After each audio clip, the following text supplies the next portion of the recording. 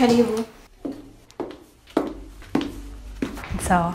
Ni sawa. Ndabafasha iki? Nafise rendez-vous na Monsieur Joël. Oh, d'accord, mais Lucie. Ego. Ego, reka mbwira Monsieur Joël ko mwashitse, mushobora kuba mwicaye gato. Ça, merci. Araje. Oh, merci.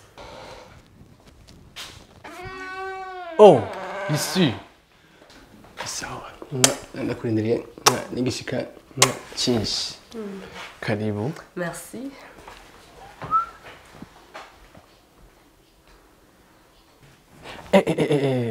Utaricara gato. Ushaka kuzunguruka gato. Nzunguruke? Ego. Okay. Okay, voilà.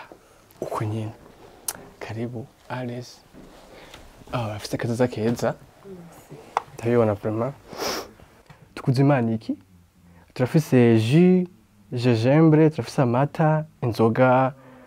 Ushaka iki wewe? Amazi ni sawa. Amazi? Uri umwana mwiza vraiment. Merci. Okay.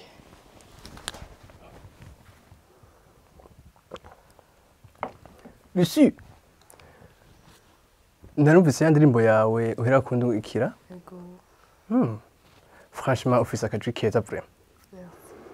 Bon, production ntitameze neza, gusa nyine twugakosora n'akantu twokosora.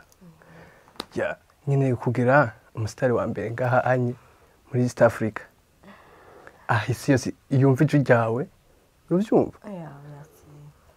Gusa Lucie, nta bintu vyijana uko urabibona ngaho umuziki wo mu Burundi uragoye. Bo abantu benshi barifuza gutera imbere bakaba abastar. Sivyo?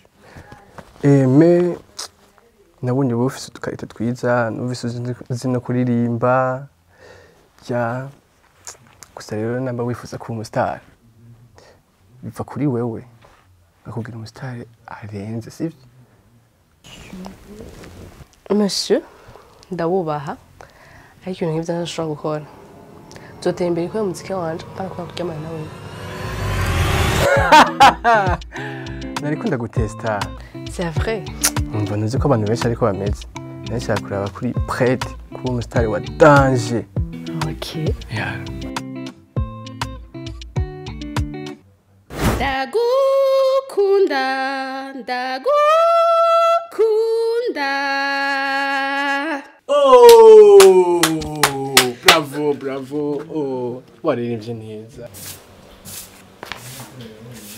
Oh, yo, niriya kuzanye ngaha. Oh.